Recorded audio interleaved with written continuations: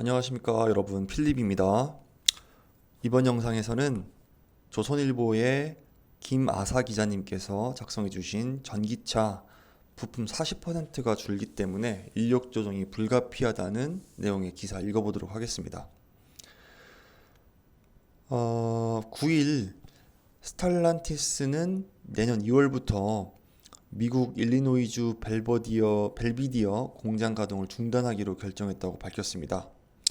스텔란티스는 미국 크라이슬러, 이탈리아 피아트, 프랑스 푸조 등이 합작해서 만든 회사로 세계 시장 점유율 5위의 업체입니다. 벨비디어 공장에서 근무하는 직원 1,350명은 모두 정리해고당할 가능성이 큽니다.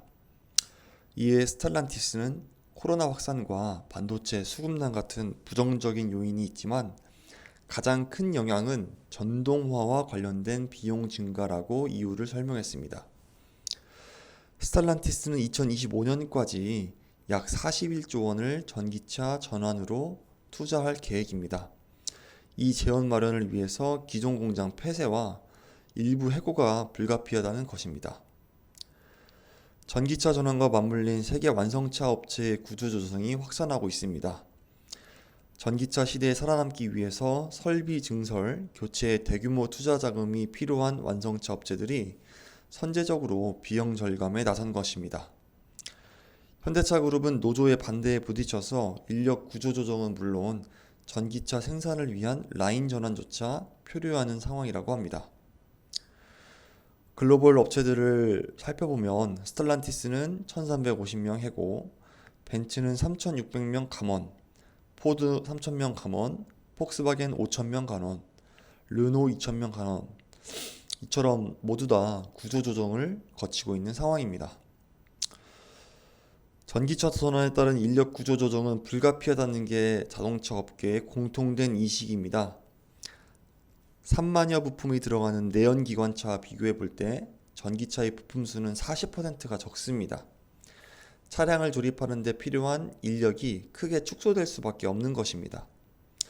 또한 신축 또는 증설되는 공장은 인공지능을 활용하는 스마트 공장으로 운영되기 때문에 노동 의존도가 더 줄어들 수밖에 없습니다. 독일 자동차 산업협회는 2030년까지 유럽에서 21만 5천 개의 일자리가 감소할 것으로 전망합니다. 다른 국가들 역시 마찬가지인데 아까 앞서 살펴봤던 그래프에서 본 것처럼 글로벌 완성차 업체들이 인원 감축을 지속적으로 밝히고 있습니다. 그러나 국내는 꿈도 못 꾸는 구조조정 상황이라고 합니다. 강성 노조의 반발과 경직된 노동법에 막혀서 글로벌 자동차 업계와 같은 제조 현장에 발빠른 전환은 거의 불가능한 상황입니다. 각 업체는 기존 내연차 제조 인력이 정년을 채워서 자연 퇴직할 때까지 기다리는 수밖에 없습니다. 현대차그룹은 2019년부터 신입 생산 직원 채용을 전면 중단하고 정년 퇴직으로 직원 수를 줄이는 방식을 택하고 있습니다. 노조 조합원 중 올해 정년을 맞은 근로자들은 2,600명 정도가 됩니다. 그러나 이런 방식은 미래 생존에 필요한 고급 인력을 적시에 충원하는 데 한계가 있다는 지적이 나옵니다.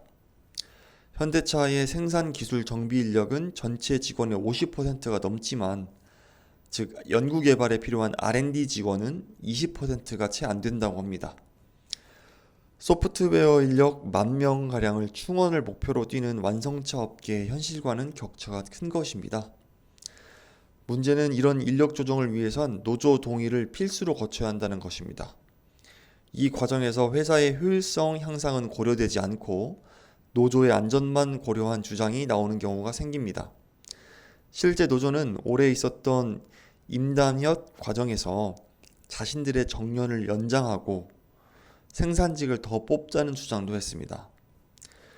김필수 대림대학교 자동차학과 교수는 최근 글로벌 경쟁이 치열해지는 상황을 노조가 협상의 지렛대로 악용하는 측면도 있다면서 합리적이지 않은 요구에 회사 측도 단호히 대처해야 한다고 밝혔습니다.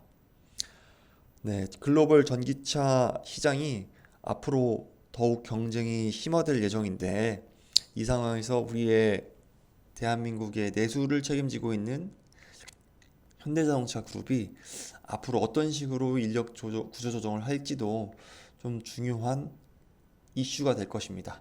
왜냐하면 그 구조 조정에서 필요한 얻은 금액만큼 투자를 할 수 있기 때문이겠죠. 월요일 아침이 밝았습니다, 여러분. 이번 주 한 주도 즐겁고 밝게 긍정적으로 시작하시면 좋겠습니다. 일시적 실패에 좌절하지 마시고 매일매일 하루하루 성공하는 기분을 느끼시면 좋겠습니다. 이번 영상은 여기까지 하겠습니다. 긴 영상 시청해주셔서 정말 감사드리고 다음 영상에서 좋은 뉴스를 가지고 또 찾아뵙도록 하겠습니다. 지금까지 필립이었습니다. 감사합니다.